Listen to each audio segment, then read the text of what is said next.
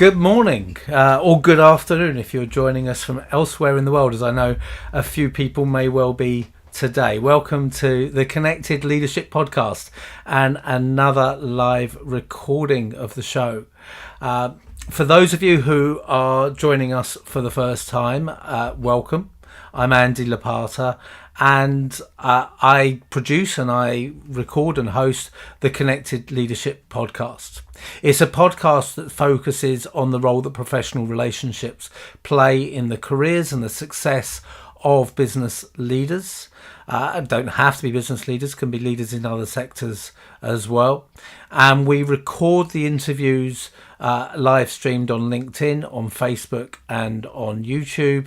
And then it goes out on all the normal podcast platforms on Mondays and Thursdays. So what we do is we welcome you to join us live, and I can see a number of people have already joined the live stream, so welcome.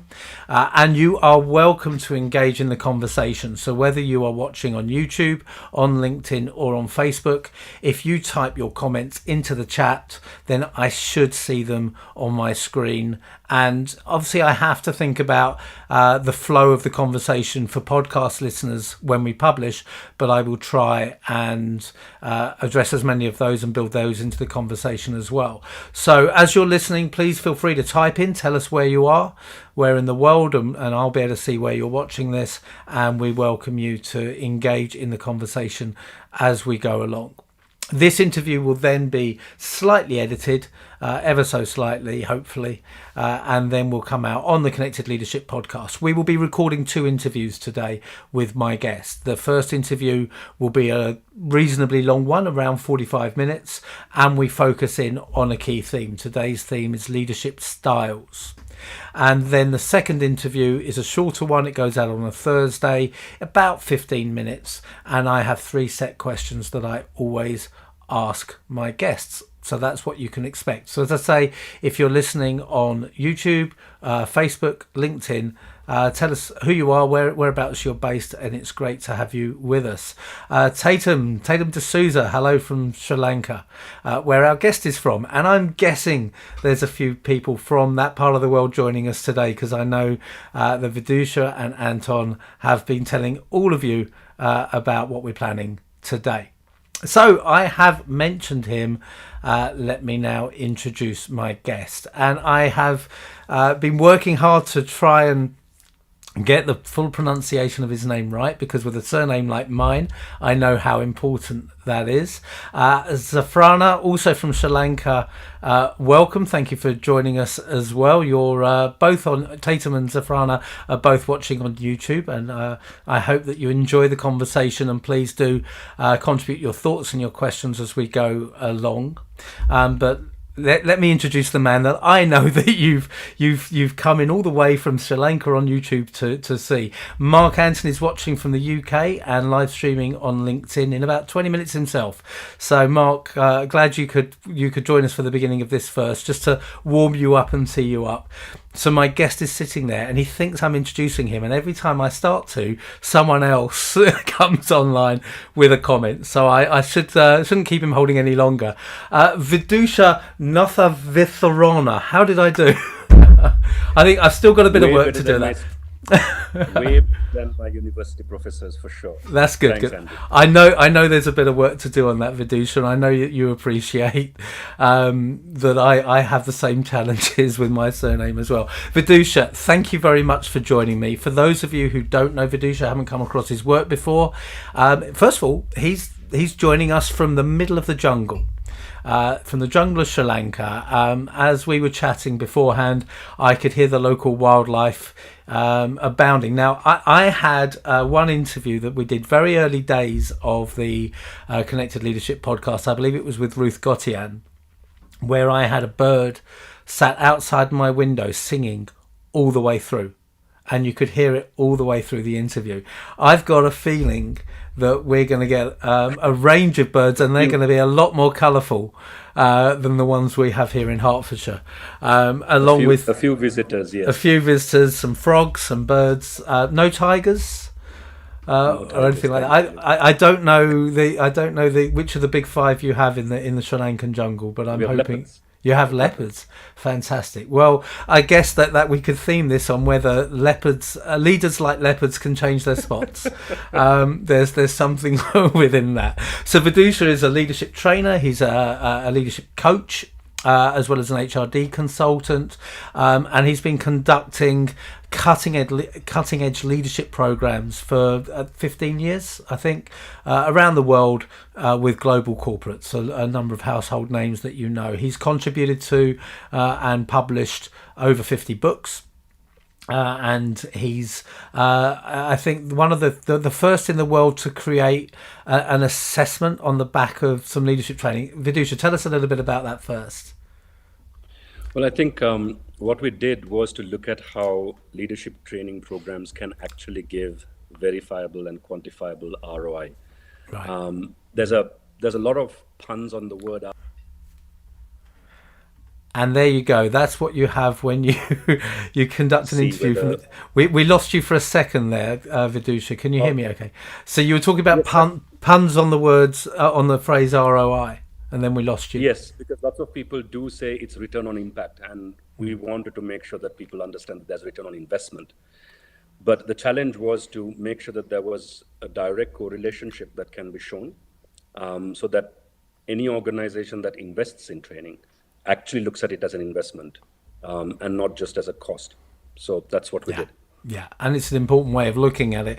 And I'll give you another pun on ROI, and my favourite. It comes from a friend of mine who sometimes joins us as a viewer on the lives, Rory Murray, who came up with ROR. And it helped that his first name is Rory, but it's return on relationships. And I keep asking him if I can have that instead to make that my own, because it fits what I do. So let's get into this topic. My when I think about leadership styles, I always think about my first permanent job and my first three bosses. And in some ways, it's my version of the fairy tale of Goldilocks and the Three Bears. And it's probably the only time you'd think of me as Goldilocks, for sure. But the first boss I had was, I think the correct technical term is a miserable sod. And he would just sit there at the end of our team's table with his arms folded, looking stern and miserable the whole time. If you asked him a question, he would look at you like you were an idiot, which maybe I was. And he used to tell me off for saying schedule instead of schedule, because schedule is American. And I was like, well, what does it matter? Honestly, how is that going to make any difference to how I do my job? And I'll be honest, I had no respect for him. I didn't enjoy working for him, and I wouldn't go out of my way for him. The second boss I had was a cuddly teddy bear. He was a lovely, lovely guy. Everyone liked him. He would take us. He was a member of a private members curry club in North London, and he would take us there for lunches. And he was so nice to get along with. But when he had to pull us up on something, and I was in my very early 20s, he had to pull us up on things. When he pulled the group up or individuals up, we didn't take him seriously because he was a cuddly teddy bear. The third boss I had, so we've got this porridge is too cold and this porridge is too hot. The third boss I had was just right. He was a cool guy, and he was a really nice bloke, got on really well. We could talk about stuff other than work. He treated me as a human being, and as an adult, as a peer. But then if I stepped out of line, he'd pull me up, and I would listen to him and I would follow him. And it was really interesting. I've never thought about that as the Goldilocks and the Three Bears model, but it is. It was too cold, too hot, just right. So that was my experience of what makes a good leader, and it's something that I've hung on to for the many years since that happened. What qualities do you think make a good leader? How true to your experience is that parable, that experience of mine? And how do you think that's reflected generally across the world in the organisations you've seen? Okay, so I think the three types that you explained is universal. You will have them everywhere, irrespective of the country, irrespective of the industry. You're bound to have them. And you're very lucky if you find the third variety right throughout your career. I think you have some lucky charm that you must let us in on if you do. Because most would generally have the first two that you mentioned. So either the tough taskmaster who jumps down your throat every single time, or the really nice guy who would not necessarily be able to command the respect that is required to bring in results. Yeah. I'm going to pause there for a moment because therein lies the issue. And I think this is pivotal to how we view leadership as well. The issue is that inside most organizations, especially if you're looking at it from an organizational perspective, in most organizations, you actually have an expectation that is set, almost a cultural paradigm, that results are sacrosanct. You have to achieve results. Yeah. So depending on the type of industry you're in, achievement of results become either relatively easy or relatively hard, depending on the type of industry you belong to and the kind of organization you belong to. Now, because most organizations fundamentally believe that results are sacrosanct, it's very normal for most managers who take up leadership positions to switch on to being the hard taskmaster. And some of them actually, when you look at their lives outside of the work environment, they're really nice guys. But in the workplace, they're just absolutely hopeless at being able to inspire somebody towards performance. You just get flogged. The reversal is true also of people who are innately very nice. And unfortunately, because the whole expectation is to drive results, people who are nice, especially if you've had bosses of the previous variety before, never get taken seriously. So when you have these two extremes, finding that right match becomes critically important. So I think it's universal. This is just normal. However, here's the issue on prescribing the kind of characteristics you need to have as a leader. I think organizations overall has a massive responsibility in setting the tone right. And I think one phrase rings very, very clear, which is, are you expected to drive results at the cost of people, or are you supposed to drive results through people?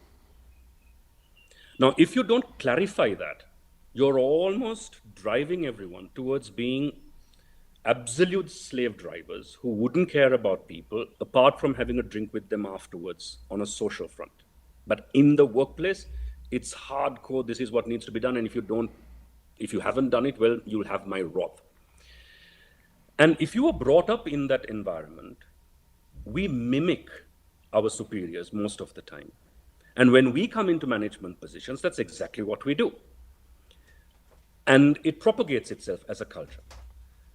So if you were to answer that question of what characteristics are required, I think from a leadership perspective, if you are a leader, honestly, you are at the mercy of the organization and its culture.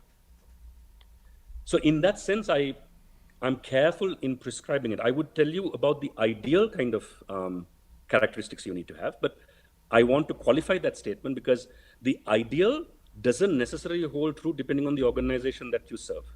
So you can actually get booted out for having the right qualities and therefore lose your job because of it. But if you ask me personally, I think more than anything else, what you genuinely must have is a person who believes that you are there only to create an ecosystem for people to flourish and be at their best. Now, I use the word ecosystem very, very carefully. When you're at a senior management position and you're taking leadership at that level, I think that's all you have to do. And that's all you should do, create ecosystems. But if you're at the middle management tier, then I think leadership qualities would peg around ensuring that you encourage others below you to come into the party and ensure that they're given the freedom, the allowance, the opportunity, and the guidance to make sure that they perform at their optimum. And part of that is being able to tell people, even though it's gut-wrenching at times, that sometimes they might not be in the right slot for them to do that. And though difficult it might be, to actually remove them from their slots and give them a different place where they can succeed in. So that's the middle management slot. Now, if you're starting out in your professional career, you still have a leadership role to play. Now, that is significantly different to that of the middle management and the senior management, where you come in as an entry-level leader, just starting out in your careers, and you're taking on probably people management roles for the first time, or an individual contributor. I think you need to have positivity, you need to be able to find solutions, you need to be able to be proactive, and you need to be able to support your management in the decisions they make, even if you disagree with them. I think that's important. So answering your question, I know it was a bit of a long-winded answer, but actually it depends on the level of seniority you have inside the organization. And for better or for worse, we have hierarchies in almost every organization that we serve. And the word leadership and the characteristics of leadership thereof, I think, differs depending on the hierarchy that you belong to. I think there's so much in there and so much of interest. I could almost create the rest of the conversation based on different things that you said within that answer. A couple of things that really stand out for me, and then there's an interesting comment that's come in that I'm going to ask you to reflect on as well. One is that the organizational culture drives the leadership style that's going to work. So you could aim for the ideal leadership style, but if it doesn't fit within the organization's culture, then you've got a problem. And you talked about people being effectively task oriented, target oriented as well. You know, a lot of the work that I do with my clients, where we're externally focused, the referrals and the sales work that we do, is based around building strong relationships over the long term with people who are either key influencers or decision makers, or can be advocates, champions for them. The challenge we have with a lot of the clients that I work with is that the pressure is coming from the organization, from the culture, often very distant from their project that they're working on, that says, what are your results on this? Where have you achieved this in the last week, in the last month? I left corporate life because my project that I was leading was at the mercy of quarterly stock exchange results in New York that had nothing to do with what I was doing in the east of England. And we have to find a balance between the long-term view of building the relationship and the short-term view of, well, you've got to hit your targets. The business ultimately has to function, so you can't dismiss that as all wrong. You have to find where they meld. But people looking at spreadsheets don't necessarily see the other side of that particular equation. It's hidden from them. The other thing there is your comment about, do you want to achieve those targets despite people or through people? And I think that's a great definition of good leadership. Obviously, the latter being the answer. So let's just look at this comment that's come in from Amita. And at some point, I apologise for this. At some point, I need to get this sorted. When I put the comments on screen, they used to come up in nice white on black so you could see them, and it shifted without warning. But I'll read it out to you so you can see it. It comes from Amita Gaikwad, who's watching on LinkedIn. Amita, I apologise if I made as much of a hash of the pronunciation of your second name as I did with Vidusha's. But it's Amita has said, a leadership experience is also influenced by the current emotional state and perception of the employee or the individual, in addition to the leader's presence, skills and behaviour. So, you know, I talked about balance sheets. There's another balance sheet. Any relationship involves both people, both parties, the leader and the led, for want of a better term. Can you just perhaps reflect on Amita's comment there for a moment? Oh, absolutely. In fact, this is a common recurring theme that we address whenever we do leadership programs for training purposes. We often tell them that any form of leading has to be coupled with following. And following is honestly looked upon as a very passive thing, isn't it? The moment you say, if you actually ask anybody, do you want to be a follower? And nobody answers that question. Nobody wants to be a follower. Everyone wants to lead. And in fact, there is an impetus towards leading that is, I think, counterproductive at times, because you assume the moment you say leader and follower in the same sentence that one is superior to the other. But genuinely, I have often, and I say this very carefully, I'm conscious of the fact that I'm being watched live, so I need to put context behind it, and you'll put it up on social media afterwards. So, so I need to make sure that I'm careful about setting context to it. But I personally think, and this is a very personal opinion, that we make too much of leadership to the detriment of it completely, and make too little of it, of followers, to the detriment of that too. I think leadership and followership, if you really look at it carefully, means about the same thing, that you actually want something bigger than yourself. If you're following, you humble yourself in order to follow somebody, or an ambition or a dream or a project or an outcome. If you're leading, you do need to humble yourself in the pursuit of that goal and ambition as well. Both need to put the overarching ambition beyond themselves. And we miss that. So you're absolutely right. You can be the best leader you can possibly be, having all the beautiful characteristics. But if you have a group of people, let's just go back to the example that you cited about Goldilocks and the three bears, right? So you have a really nice boss who wants you to flourish, but you were brought up in an environment where you were pushed for targets.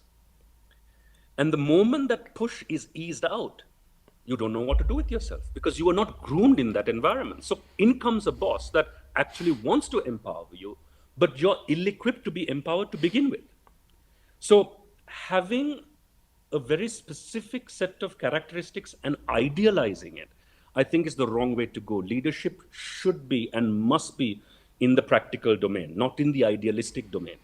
And the reality of it is you have to suss out who you have as your team first, and then decide what kind of nudges you need to make alongside it. So she's absolutely right. It is very much hinged on the people that you have, who you have to work with. Right, so that will take me on to one of my big questions for you. Amita, by the way, has applauded you there, said well said, and we've got hellos on YouTube from Admin Accentia, and on LinkedIn from Marie Massaquoi. So both of you, all three of you, hello. And if you, like Amita, are watching this live and you've got any questions, any comments, please feel free to type them in the comments. And as I'm able to, I'll pick those up. If I don't respond to all of them on this call, we will see them afterwards as well. So please do still engage. So I said this leads on to the big question, and it's something that I'm aware of. When I mentioned it in the introduction to this topic on social media, was picked up by quite a few people in comments. I know it's important to a lot of people. You talked in that answer about both the leader and the follower bringing humility into the relationship. I think there is a outdated view of leadership based on the red braces of Wall Street in the 1980s, of the leader being strong, all-powerful, leading. You know, it's the Roman leader, the Caesar, taking people forward and determining everything for anyone else. And if they showed any weakness, then Brutus would be stood behind him with his mates with a knife at the ready. I think that we're starting to recognise that that's outdated.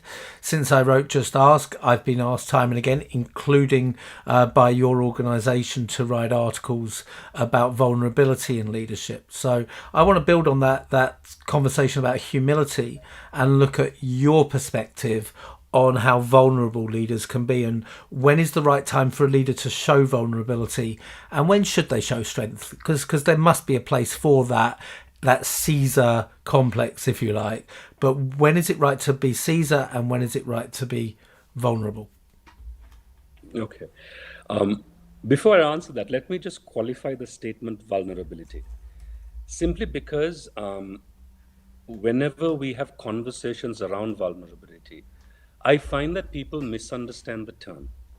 And at times, often, honestly, it is used as a scapegoat also. I'm showing my vulnerability is not an escape route for not finding solutions, or shirking responsibility, or not taking up what you should take up. So let's be clear that when we talk about vulnerability, we are not talking about not being a leader and giving over to somebody else and so on and so forth, right? So you need to qualify that, because sometimes people think that being vulnerable means, okay, being open enough to turn around and say, I don't know the answer to this question, which is a great place to start, but you shouldn't stop there. I think that's where vulnerability comes. So if you're vulnerable rather than irresponsible, then you would turn around and say, I don't have the answer to this question, but let us try and find a solution to it together. Now, if that second part doesn't come, it means you're being irresponsible and you're allowing your team members to kind of go figure it out. I don't think that's right. Because I've had bosses like that too, where they turn around and said, you know what, you go figure it out. And okay, that's fine. But I wouldn't know how. That's why I'm coming to you in the first place. Now, you also might not know. That's fine. But you must be able to facilitate that conversation and be able to give the tools and guidance that is required for me to be able to find my own solutions. Not doing that, I think, is irresponsible in leadership. So, having said that, when do you have to be strong and when do you have to be vulnerable? I honestly don't think there is a right answer to that, but here are some guidelines. I think when crisis hits, you do and you're expected to lead the way. And this is not to say that you do it disregarding everybody else's opinion or views, but this is the time when you should never falter. Even if you falter within you, you should never demonstrate it, because if you crack at that point in time, for most organizations, if the person right on top, you imagine when COVID happened, a good example of this, you imagine somebody coming and saying, COVID happened, I don't know what to do. I've never faced anything like this. What do you think we should do? You're going to send the organization into a state of panic, especially if you're at the senior helm of the leadership positions. And imagine your mid-level managers coming and saying that to the troops. The bosses also turned around and said, we don't know what to do. Let's now figure out what to do. It's going to have chaos. So I think you've just described. I think you've just described the British cabinet about a year ago. Sorry. I think governments all over the world, Yeah. I think, would have gone into a state of panic, and citizens therefore, wouldn't know what to do. So you need to have a certain calmness of presence at that moment in time. You do need to have resolve. You do need to have your poker face on. I think it's important to be able to do that. Once the immediacy of the crisis has been mitigated, that is the time to invite people into your innermost thoughts and say, look, I'm as scared as you guys are. Let's figure this out together. Because don't forget, the beauty of vulnerability is that you open the doors for other people to share in your leadership experience and be able to find solutions together, which is prepping them for leadership positions of the future. Now, if you have all the answers, or you proclaim to be, don't get me wrong, actually, some people do. I've worked for bosses who are technically so sound that you cannot throw a problem at him that he wouldn't have an answer for. Honestly, and that's very reassuring when you're a junior level member of the management team. I've had one boss, I'll give you a quick example of this. I had one boss whom I'm terribly fond of, because you could walk up to him, wouldn't mention his name because he'll cringe if he ever listens to this, because he's a very, very private person, so I wouldn't mention his name. But he was from the UK, and we've kept in touch still. Whatever problem you have, if you walk in through his doors, you can be rest assured he will give you an answer. And you can follow 1, 2, 3, 4, 5, and it's done. And he knew this of himself. Now, once he had established that credibility, he would ever so often stop us and say, you know what? Here are the 6 thinking hats. This is when I was first introduced to the 6 thinking hats. Read the book, tell me what you think, and come back with answers based on the 6 thinking hats, and tell me what you think. Now, I actually went and sat there for nearly a day trying to figure out an answer for it and still couldn't, and went back to him and said, I have options, but I can't figure out what to do still. And he turned around and said, options are a good place to start. So let's break it down. Let's take a look at the black hat. What are the negatives? Yellow hats, what are the positives, and what you can do to overcome the negatives? Now, what do you think? And I said, even then, I'm not sure because I don't have the tacit knowledge or the experience to make that judgment call. What do you think? And he shied away from answering that question, and he turned around and said, I do think that one of them are better than the other, but I'll let you figure it out because even if you make that mistake, it's a small enough mistake that you can manage. I think that was a beautiful way of prepping us. So vulnerability, I think, should be shown only once credibility as a leader is established. Doing that beforehand, I think, is detrimental to both the relationship that you have with your team as well as the outcomes you're supposed to have. Once it is built, I think it's perfectly fine to invite people in. I think that's a very important distinction. I talk in the book about delegation rather than abdication, which goes to your point about don't just say, I don't know, you figure it out, but I don't know, can you help me? Or let's figure it out in your terms. But after establishing the credibility is an important distinction. I think for me as well, it's once you have sorted it out, it's taking the decision and sticking to it at that point, unless the circumstances dictate otherwise. I want to pick up on this this story of this boss that you're fond of, because when you first started describing him, it raised a question in my head that you then answered to a degree with the Six Thinking Hats example. But I think it raises another question about styles of leadership, and that's leadership as a mentor or leadership as a coach. And for those who aren't aware of the distinction between the two, because I battled with it for a long time, for me, mentoring is about telling you what to do. Coaching is about helping you to find the answer yourself. And when you started talking about that boss, it sounded like he was mentoring, which could be absolutely fine. When he was leaving you to find out your own answer to the Thinking Hats puzzle, that's coaching. And that I would have thought is more likely to help people develop rather than doing it for them. So can you just reflect for a moment on that distinction between leadership as a mentor and leadership as a coach? Okay, it's a very, very important question. And before I answer it in exact terms, let me again quietly qualify that. Simply because I think we have a tendency to figure out this or that. And I shy away from it simply because I think as a leader, the bigger arsenal you have with you and the bigger the toolkit that you have with you, I think the better it is for you. And the art of leadership is being able to know which tool to use when. And I remember this very, very fondly, and I'm smiling because long years ago, I was in production in a large manufacturing company.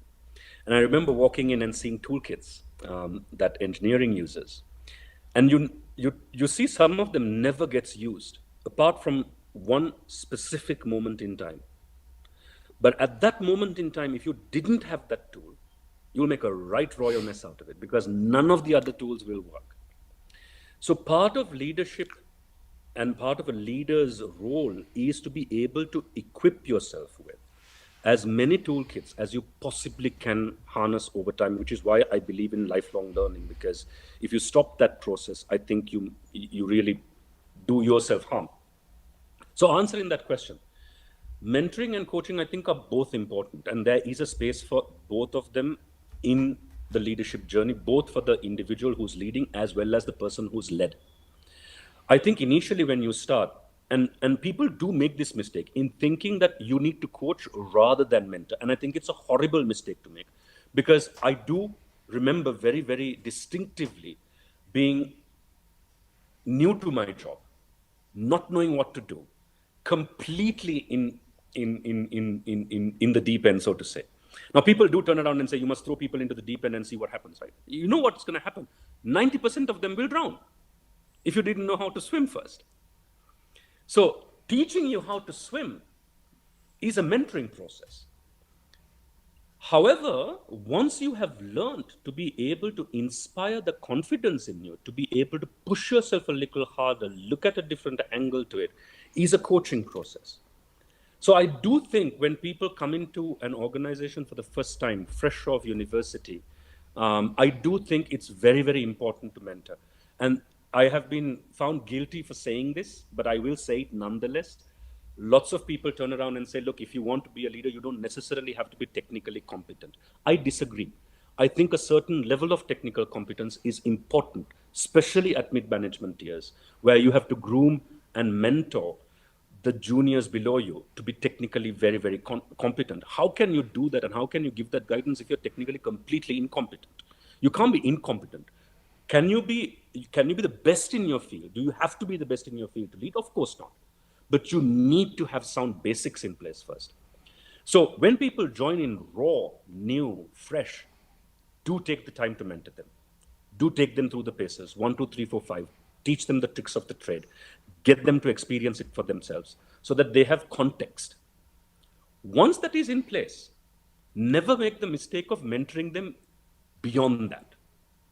Let them figure it out after that. Because if you don't, you create a very unholy alliance and a very unholy expectation. And I generally call this out at home as well. I say you at some point have to cut the umbilical cord and let them be by themselves, make their own mistakes, and coach them through how to make the decision, and also very importantly, to suffer through the consequences of it either which way.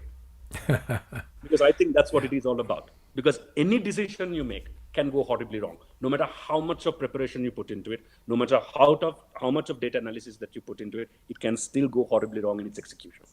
And when it does, to be able to face up to it, that's your own leadership journey. And that needs to be coached. That you can't mentor. And that's where we grow. We grow through mistakes as much as more than probably than through successes. We've got a hello from Jennifer Randiv in Dubai and Prince Adu Apia in Ghana. So we've really gone international today, which is great. We always do, but it's great to see this. And Janisha from Colombo in your home country, Sri Lanka, who said to many of us close to him, Vidusha is simply V. So V. Janisha has a question for you. Janisha, I'm going to hopefully come back to your question. I do, however, want to continue the theme we're on for at least one more question first. Then let me come back to yours, because I think it's an interesting one, and I want to hear this anecdote that you're referencing. But before we get there, V, if I may call you that, we're close now. We've talked about vulnerability as a leader. We've talked about the leader as a mentor and as a coach rather than or as a coach. And I want to talk about the qualities of introverts and extroverts when it comes to leadership a little bit, because I think that follows a similar path. When I look at senior leadership of many big companies, and I don't have the stats to hand, but my understanding is that you will find more people who have come through the sales stream become CEOs and senior leaders than come through, for example, finance. I believe that's a stat. I will be honest, I should have checked that before I came on, but that's my understanding. You may know different. You may know you may be able to confirm that. So my question is this: is it easier for people who are naturally outgoing people as it would be termed, to become a leader, particularly as you go become more senior in rank, or are we overlooking skills that the quieter, more introverted people bring to the table? Good question. Just to answer that first question that you raised, in Sri Lanka, I think it's very common for senior finance professionals to take on CEO positions. So I think there's a good mix. Having said that, even in the finance function, I mean, introversion and extroversion is a sliding scale, isn't it? So there are extremes of both. Yeah. And many, I think, sit somewhere comfortably in the middle. A distinction again here, when we use the word introversion, most people misunderstand this into being antisocial, and that's not true. So an introvert can be very, very sociable.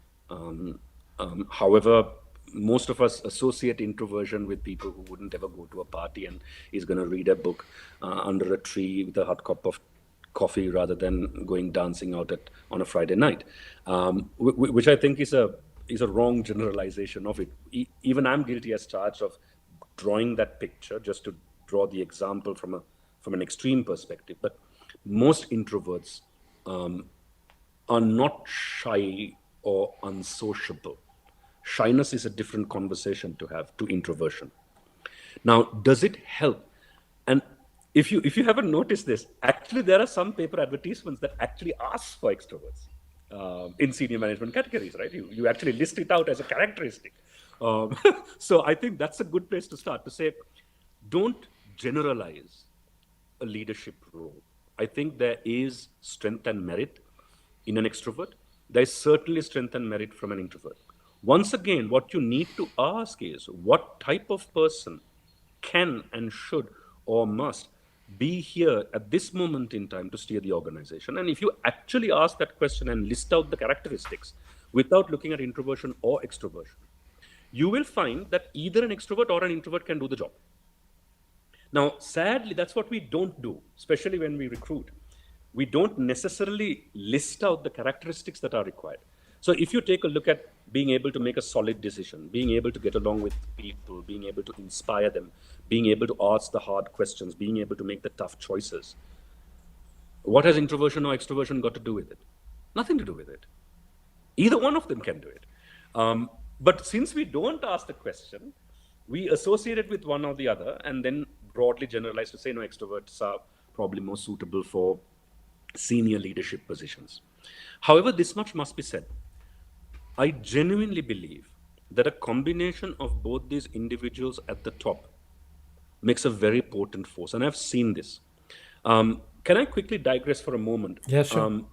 I honestly go back to childhood on many of these because I grew up in an environment where my mother was a very, very different personality type to that of my father.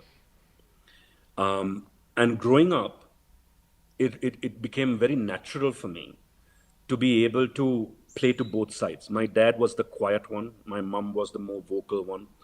My mom was extremely structured, organized, wouldn't take any chances with it.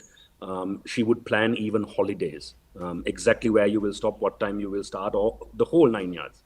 Whereas my dad was far more easygoing and happy-go-lucky, but neat, yes, both of them were neat, but he was easygoing.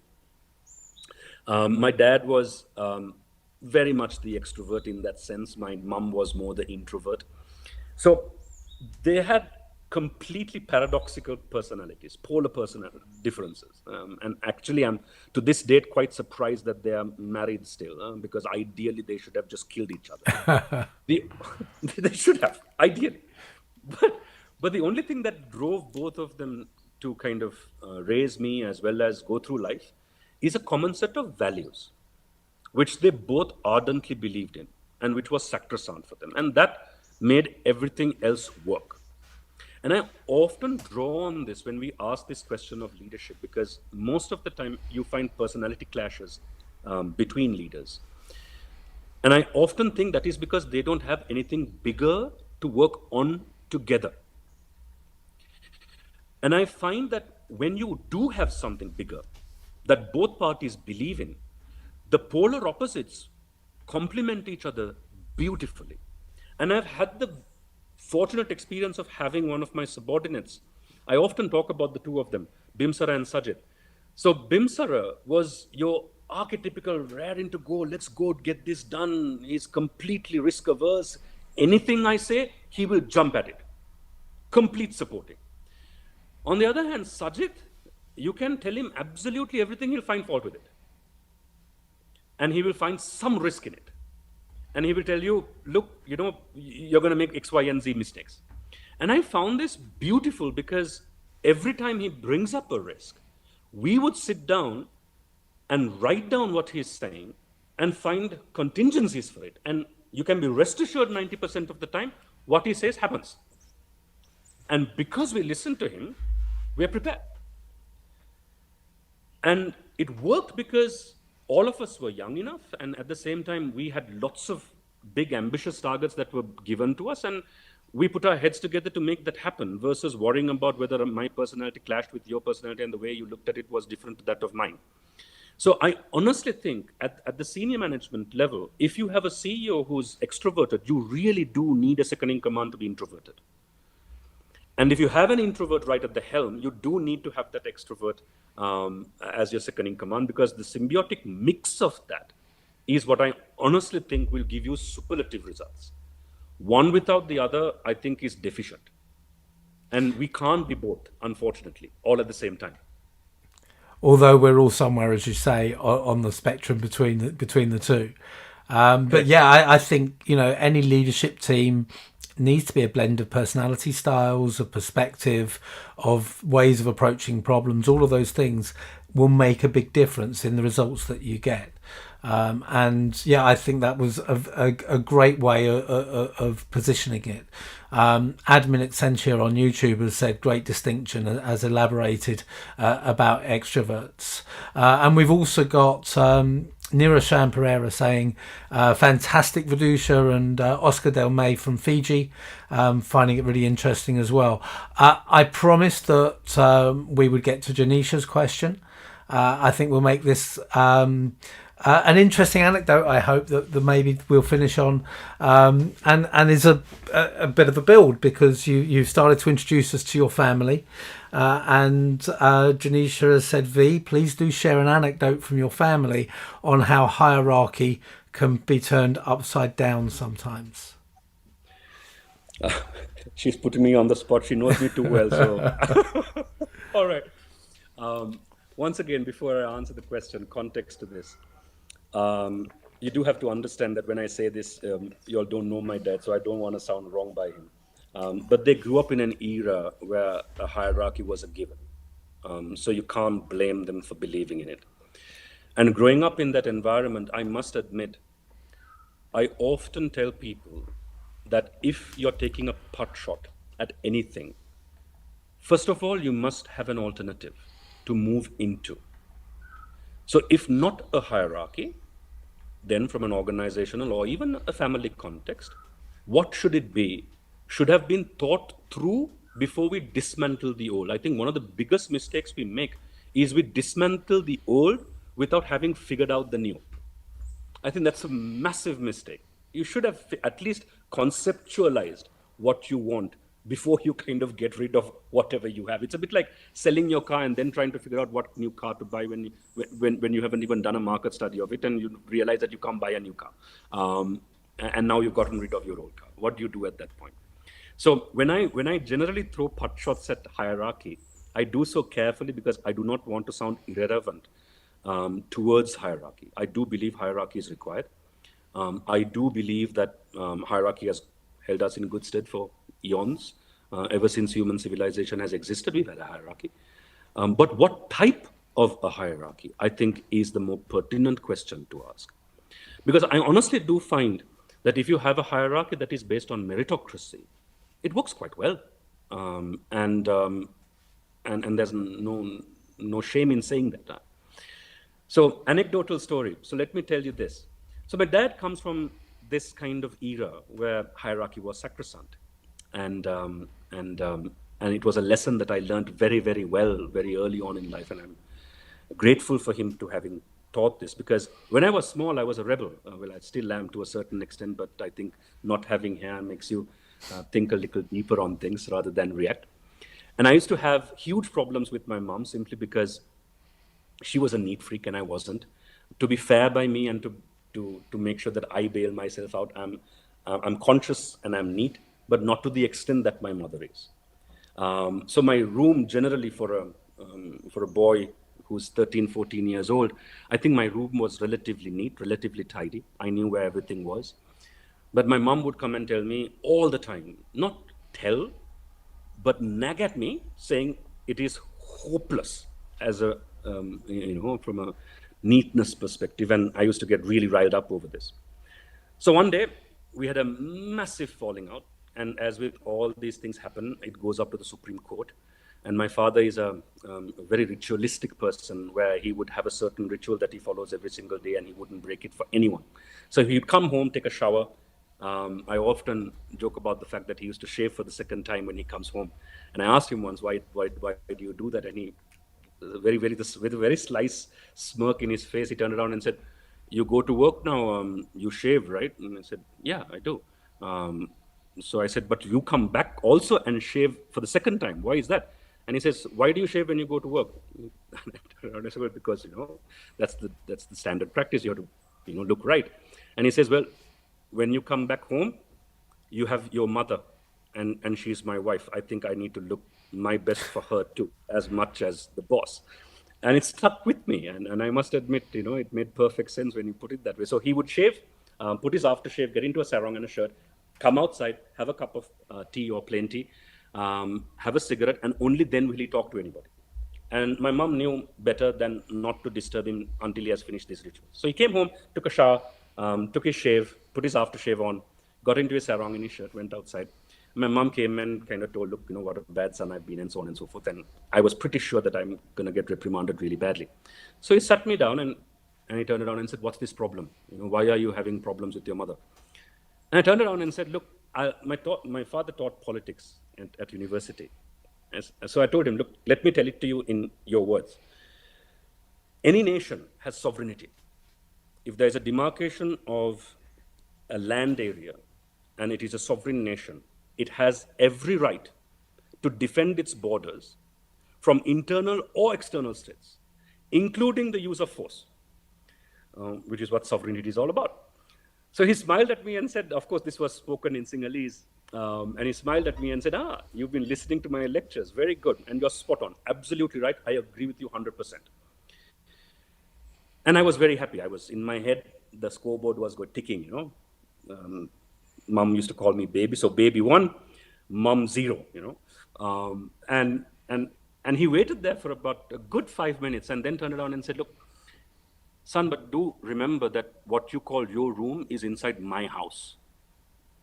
So do as your mother says," right? And I couldn't fault with that logic, right? The whole concept of geographic sovereignty was lost by the fact that your room is very much part of the house, so you can't take it out of context. Now, it stuck with me simply because whenever I would face problems inside an organization, in the workplace, or even now from a client and us relationship, whenever we have conflicts, this does spring to mind always. And I'm respectful of the fact that if I'm working for somebody, on behalf of somebody, at some point I must be okay about the rule book being handed down to me. It's a bitter pill to swallow, but I think arguing until the point of a decision is perfectly acceptable. Having made that decision and being partied to that decision, to find fault with it, I think is wrong of us as leaders. And this stuck with me because every time I would actually pick a fight with my bosses and go ranting around, I would remember my dad's words ringing in my ears to turn around and say, "Your room is inside my house." And I do have the option of leaving the house and building one of my own. But until such time, it is important to give credence to that. So I think hierarchy, for better or for worse, is a way of life for most of us. We haven't still found a good enough alternative for it that has been tried and tested, that has proven itself yet. Until such time, I think two things matter. First of all, we should strive towards a meritocracy and make sure that the right people are in the right places, which makes all the difference. But at the same time, for us who might not necessarily always be right at the top in our journey, we do need to argue it out until a decision is made and then respect it once it's made. And if it doesn't sync with us and our value sets, I think we must be decent enough to leave. So I'll leave you with that. That's fantastic. Thank you very much, Vidusha, and Janisha. Thank you for prompting that anecdote from V as well. looking back, I'm pretty sure my dad said very similar things to me growing up. And looking at the comments on Facebook, you've got a new fan in my mum, because she's just said fascinating conversation. And thank you as well, Viran, who's watching on YouTube, who said interesting discussion. Always a pleasure to hear Vidusha's perspective, especially on a topic such as this. And Gihan Malshan, also on YouTube. Great discussion. Examples used really helps in understanding well and in broadening our perspective. So Vidusha, thank you for that. For the benefit of everyone who's watching, please stay with us. I'm now going to say thank you and goodbye to Vidusha for the purposes of ending the Monday podcast, and we're going to carry on with a much shorter conversation for the Thursday podcast. So this is where you get to see behind the scenes in the recording process. So Vidusha, thank you so much for that. I have to tell you that a couple of weekends ago, I went on a hike with a group of friends, and one of them is a big fan of all types of wildlife. And she had her binoculars with her, and she was looking for particular birds and so forth. And not only was I listening to your fascinating anecdotes and really insightful advice, but I was just thinking she would love this purely because she could try and identify all the different birds that we heard throughout the conversation. You clearly live in a wonderful place and a wonderful part of the world. Jennifer from Dubai has said you rock, Vidusha, great simplicity and profound. Thank you to everyone who's engaged with us on the live stream. I hope those listening to the podcast have enjoyed it.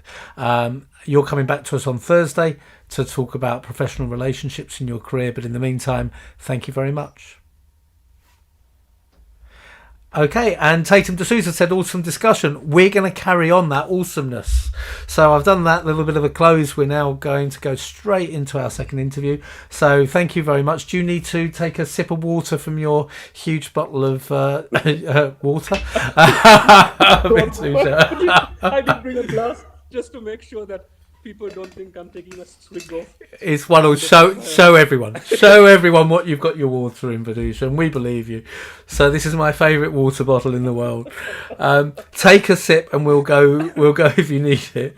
We'll go straight into the second discussion. So we'll go straight into your answer. I'll do a separate introduction and edit into your answer. So the question that we start with, and thank you, Zafrana. Nafisi said, amazing discussion, loved every bit of it. Hopefully there's some more for you coming now, Zafrana. So the premise of the podcast is that professional relationships underpin executive success. So in what way have relationships played a key role in your career to date? Okay. I'll answer that in two ways. The first is, I think relationships you have at work is certainly important for your career success.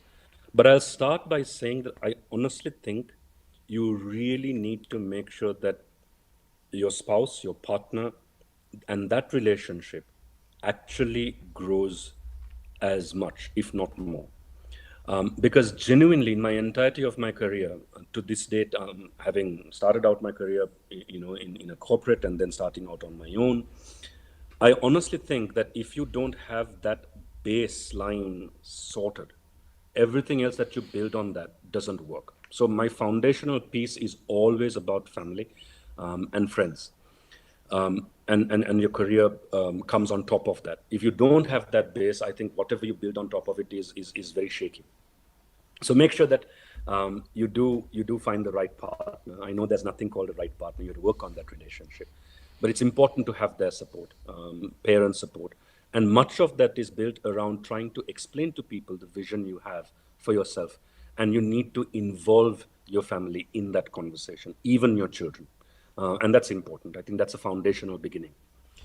At work, I've always believed that you need to have 5 types of people around you. The first is something that you mentioned, which is the really nice person who's always there to support you. Never underestimate the importance of having someone to talk to and just be able to go and pour your heart out. And you can't do that with everybody. So that person is important. Now, if some of these characters are all rolled up into one person, that's great, but I'm just deferring them from the perspective of types of people that you need to have. The second is a person who will constantly push you where you do nothing is good enough for him. I think you need to have that type of person around you also, because we all get complacent. And my mom is one of them. You can do the most fabulous thing. And not that she means it in a bad way, and I've taken offense in this many times in my life, but she uses these three words all the time: so what, and now what. So we would win competitions when we were in school, and my mom, the next day, she would congratulate me and hug me and jump up for joy and all the rest of it, and it's all forgotten the next day. It's all forgotten the next day. And she says, that was yesterday. Tell me, now what? So it's fine. Don't live in the past. Look to the future. So you need someone who will always challenge you about what is next. Now, if that is enough for you, that's fine. That's a decision to make. But it keeps you on your toes and makes sure that you're not complacent. So 2 is the pusher. So the person who you can, is a really nice guy. The second person is the pusher. The third is the person who will always give you risks. Like I said, my friend Sajid, who used to do this for me, always person who can actually look at risks, because you will be blindsided most of the times when you make tough decisions. The fourth is the mentor and coach rolled up in one, if you want to call it that. The person who advises you. Doesn't necessarily tell you what to do, but will advise you. You can go and seek out advice. And always have around you, whatever you do, have a subject matter expert around you as well, who is very, very technically sound. If you have these people around you in your professional career, you will never go wrong, because one will be there to support you, one will be there to pick holes on whatever you have done, the other will be there to push you, one will be there to kind of seek advice when you need it, and the other will be there to make sure that whatever you do technically, if you need support for it, that it will be there. You can't go wrong with that. I love that answer, and kudos to your mum. I think that's great. As long as those hugs and congratulations come, those 2 questions, so what and now what, are incredibly powerful. I use so what in some training exercises that I run, and keep asking so what until you can't ask it anymore. It's blindingly obvious. And then you get really down to the nub of what you're trying to achieve. Just before I go on to the next question, we've got a few more hellos. I hope I haven't missed anyone, but Deb Coviello is saying hello from Cincinnati in Ohio, US. Must be about 5 o'clock in the morning there, I think. So good morning, and I hope you've got a coffee with you. Niloma on YouTube is giving you a big thumbs up. Kalitha Bandara, great discussion. Many thanks, Vidusha. Iraj has said insightful and thought-provoking as always. So some, loving the engagement today, and please keep those coming in. So moving on to the second question, you've kindly outlined the types of relationships that play a key role. There's also, of course, the relationships that go wrong.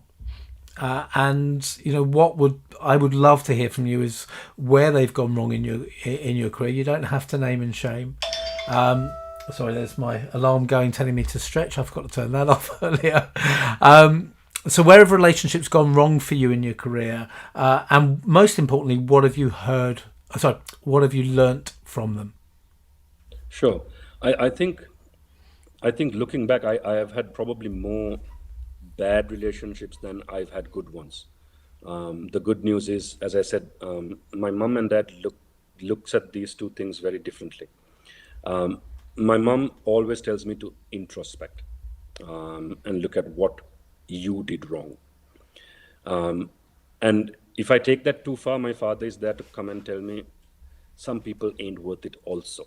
So it's always been that balance that needs to be struck. But I can give you one example of a relationship that went really bad, because I've already introduced the person.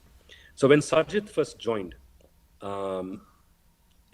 he was what I call a parachute, where I didn't interview him, and he was just parachuted into my team. And I had a very small team. And it was very important for me to have found that slot. My managing director interviewed the person, loved him, and said, you will be suited perfectly in Vidusha's team. And one fine day he walks in with his appointment letter telling me, look, Vidusha, he doesn't know me from Adam. Walks up to me and tells me, look, here you go. Here's my appointment letter. I'm part of your team now. And I took offense in that. And I took it very personally as well. And it showed in the relationship very, very early on. He was just a management trainee. I was just an assistant manager building my team. And we were going into some very important projects and assignments at the time. And one of it was to conceptualize and design and execute a training program for the entire management team that was about 100 people at the time. And this guy was now part of my team. And I told you what he's like. He finds fault with everything. And whenever he used to find fault with everything, I took that very personally as well as a challenge to my leadership, my position, coming from a person whom I didn't even hire. And one day I thought to myself, look, enough's enough. I went outside the factory because the smoking room was outside. I called him in and I turned around and said, you know what? I didn't hire you. So please understand where I'm coming from on this. I didn't hire you. And I don't like your attitude. And I was very brutal about it. Utterly ashamed speaking about it now, honestly. And then he turned back and turned around and said, I didn't join your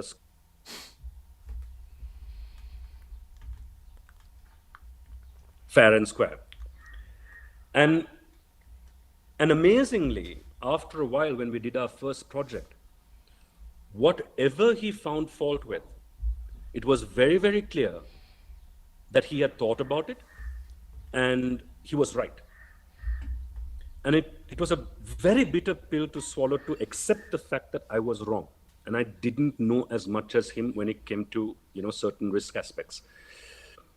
And we made amends and we remained good friends. We are friends to date.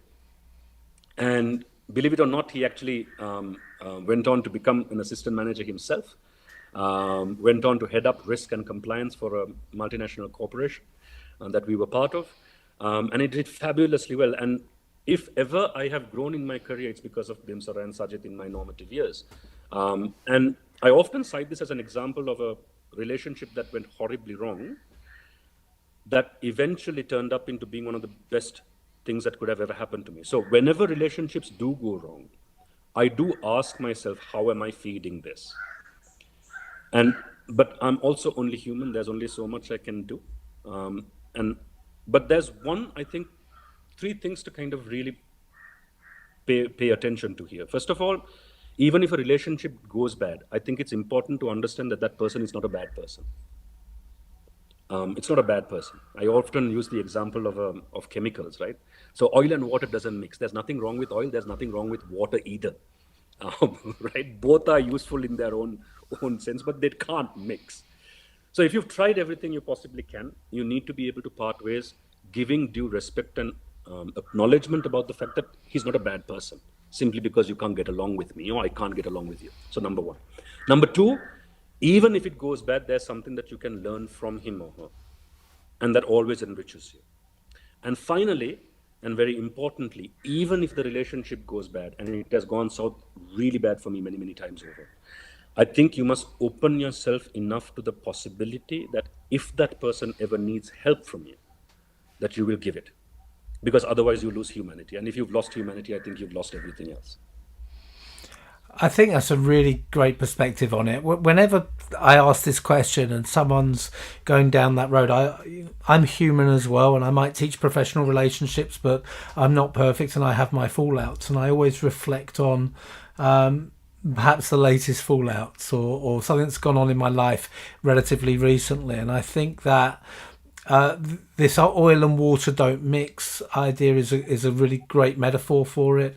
Also that even if it's not right, the chemistry is not there, that if they reached out to you for help, you'd give it, because otherwise you lose your humanity, is a really key point for reflection as well. In our Monday podcast discussion, you talked about the importance that both the leader and, we use the term, the follower, have humility, bring humility into the relationship. That example that you've given suggests that at that stage, this I didn't hire this person, I didn't choose them, that's where the humility was lacking at that point. And I'm not judging you for that, because I would probably have been exactly the same. You judge me. I couldn't have done it. No, for sure. absolutely, but it's all part of the learning process, isn't it? Because I would probably have been exactly the same, and we learn through that, and that's exactly what you've done. Which is why I don't just ask where did it go wrong. I ask what you learned from it, recognizing that things do go wrong, but it's what we learn from them that makes us who we are today. Before we go on to our final question, we've got a few more hellos and some reflections on your first answer on this podcast. So Deb has confirmed it's 5:37 a.m. Where she is, and she's drinking black coffee. Zafrana has said, this is going back to your 5 people that you need to surround yourself with professionally. Zafrana would like to add one more person to that group, someone who would enable you to see the learning stroke positive side of a failed project or attempt. And I think that's, that is that mentor, that coach that you work with. I have mastermind groups and I have a mentor, and I think they're all essential parts of my network and the way I work. Tatum has shared something that both of us will have heard many times, I'm sure. You're the average of the 5 people you spend the most time with. I think there's a lot of truth to that, and I have looked at that in my life. I think, I'm not sure if it's the average of the 5 people. I think you can look at your circles all the time, professionally and personally, and some people you just enjoy their company, but it's making you sure you spend a lot of your time with people who do challenge you and who do push you forward in whatever way that you need. And then Vijitha said, super insightful discussion. Kishan, thanks, Vidusha, very interesting. Oscar Demella said, what next? So this goes back, I think, to your mum's questions. What next always put you on your toes, and it helped me since I was a trainee sales rep and until I became a CEO. And Jennifer Randive is back with us, I think from Dubai, saying, what I have noticed is that when you have an authentic relationship with yourself and truly can master getting out of your own way, then and only can you not take things personally. So thank you everyone for your contributions. Vidusha, I'm going to ask you one more question. And sure. That is, what books, what talks, what podcasts do you recommend? Have you read or engaged with recently and have really made a difference to you? Or either recently or made a huge impact on you at any stage in your career? Okay, so I'll give you a couple of them. On books, I must admit, I picked up reading only much later on in life, and probably that's why I read so much, because growing up, I hated books and would get into lots of arguments with my mum for giving me books as presents, because I thought that was punishment enough to read school books. To read anything more was just beyond me. But something, because of the conversation we've had, I thought I'll throw in 2 books there that discusses relationships and leadership in a very different light. The first, and I can't remember the author for it, but it's called The Spider and the Starfish. It's a beautifully researched book about leaderless organizations. How do people drive towards an objective without the authoritative figure of a central leader? And how do organizations like that thrive? So the spider and the starfish is the analogy. The spider, if you cut off its head, it's dead. But the starfish, you can actually take off limb by limb, and it still functions very much as a species and can exist, each in its own way. So it's a beautiful book, discusses in great detail about leadership and the role of leaders in the new types of organizations that are coming out there, which is greatly insightful. The second is a very old book, and probably out of print as well. But I think there is a free PDF version online called The Goal by Eliyahu Goldratt. One of my colleagues, when I was working on an assignment, introduced me to this book. It's not a theory book at all. It's what you call a management novel, if ever there is a genre called management novels. But it's what it is. There's no theory whatsoever. It's just it's a beautifully engaging story about an environment where you have problems and how people face up to those problems and challenge the paradigms that you work within when solving those problems. And it gives you deep insights, not only to the relationships you have, but the relationships that get grown because of structure, of hierarchy, and also the kind of cultures that exist inside organizations. So it's a beautiful read, and you can draw your own inferences from it. So those two books I will leave with you. On the podcast, it's actually I got into listening to podcasts much later in life, and do so quite avidly now. It's awkward because Jennifer is listening in, but I do honestly recommend listening to Jennifer's podcast because it's amazingly insightful. It's called Conversations on Conscious Change. And the beauty of it is that you can listen to people and their stories from a completely different viewpoint. And Jennifer makes a fantastic conversationalist and draws things out that you generally wouldn't find. So it's beautiful to listen to. Something that would be quite extraordinary, I thought I'll throw in there, which is completely different, which is Madeline Black's Unbroken. She came in for one of our conversations. We listened to her story, and it was amazing. So I started listening to her podcast over some time, and whenever people come and share some of those extreme stories, I honestly ask myself what my problem is. I really do.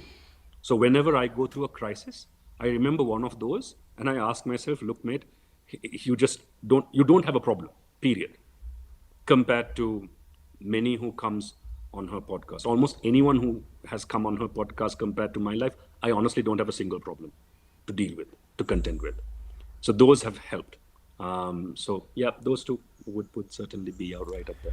Well, I know Madeline, and I know her story is very powerful. I've recommended a couple of guests for the podcast, and I know their stories are incredibly powerful as well. And you're right. I mean, that's a genre which is so important because it helps us to put our own lives into perspective, and we see how people respond to adversity can really help us in whatever we're facing as well.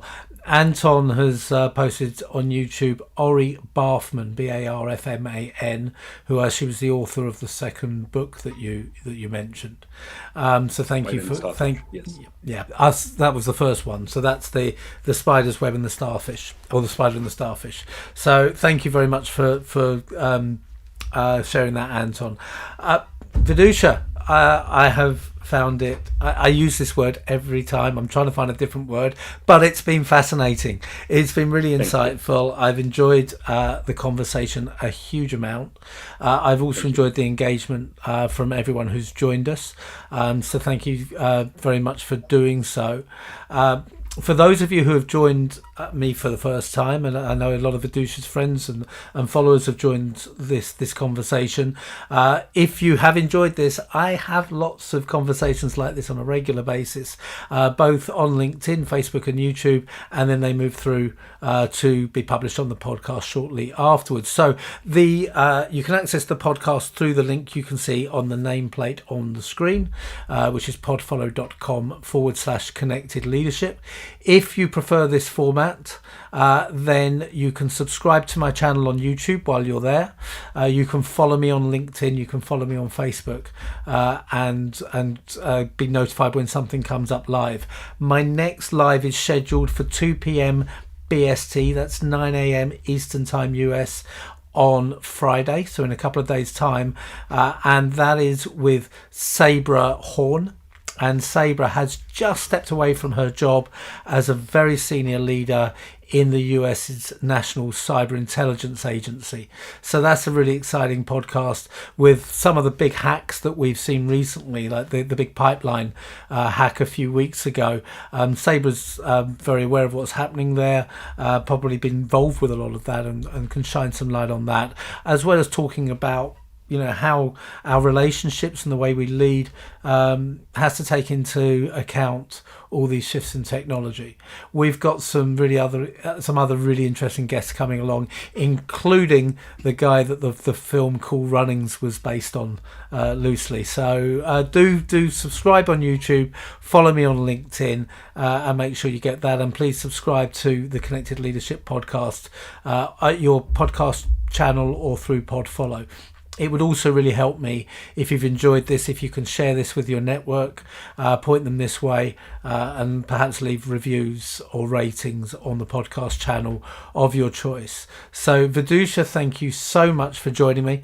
I've really enjoyed your company, and to everyone else who's left your messages and engaged throughout the session, I really appreciate it. Enjoy the rest of your Wednesday, and we'll see you again soon on the Connected Leadership Podcast.